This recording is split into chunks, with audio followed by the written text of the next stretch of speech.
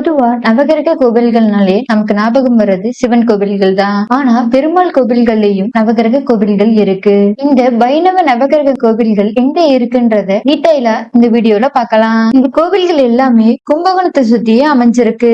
So இந்த ட்ரிப்ப கும்பகோணத்திலே start பண்ணி என் பண்ணிக்கலாம். முதலாவதா நம்ம பார்க்க போற கோவில் கும்பகோணம் சிட்டிக்குள்ளேயே இருக்கிற சாரங்கபாணி கோவில் தான். இந்த கோவில் சூரியனோட ஸ்தலமா இருக்கு.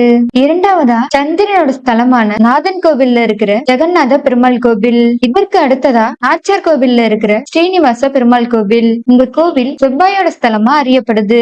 இதற்கு அடுத்ததா நம்ம பார்க்க போற நவகிரக கோவில் திருப்புள்ளபுதங்குடியில இருக்கிற வல்வில் ராமர் கோவில். இந்த கோவில் புதனோட ஸ்தலமா கருதப்படுது. அடுத்ததா நம்ம பார்க்க போறது குருவோட ஸ்தலமான திரு ஆதனூர்ல இருக்கிற ஆண்டலக்கும் ஐயன் பெருமாள் கோவில். இதற்கு அடுத்ததா திருவெள்ளியங்குடியில இருக்கிற சோழவெள்ளி ராமர் கோவில். இந்த கோவில் சுக்கிரனோட ஸ்தலமா இருக்கு. அடுத்ததா நம்ம பார்க்க போறது சனியோட ஸ்தலமா இருக்கிற உப்பிலியப்பன் கோவில். இதற்கு அடுத்ததா நம்ம பார்க்க போறது கபிஸ்தலத்துல இருக்கிற கஜேந்திர வரதராஜ பெருமாள் கோவில். இந்த கோவில் ராகுவோட ஸ்தலமா கருதப்படுது.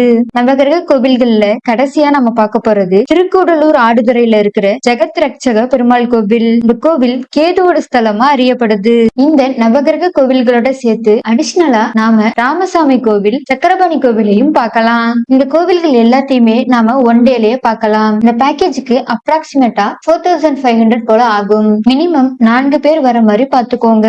டிராவல் ஏஜென்சியோட நம்பரை டிஸ்பிளே அண்ட் டிஸ்கிரிப்ஷன்ல கொடுக்குறோம். தேவைப்படுறவங்க செக் பண்ணிக்கோங்க. இந்த பேக்கேஜ்ல உங்களுக்கு ஏதாச்சும் ஆல்டர்னேட் பண்ணணும் அப்படின்னா டிராவல் ஏஜென்சியை கான்டாக்ட் பண்ணுங்க.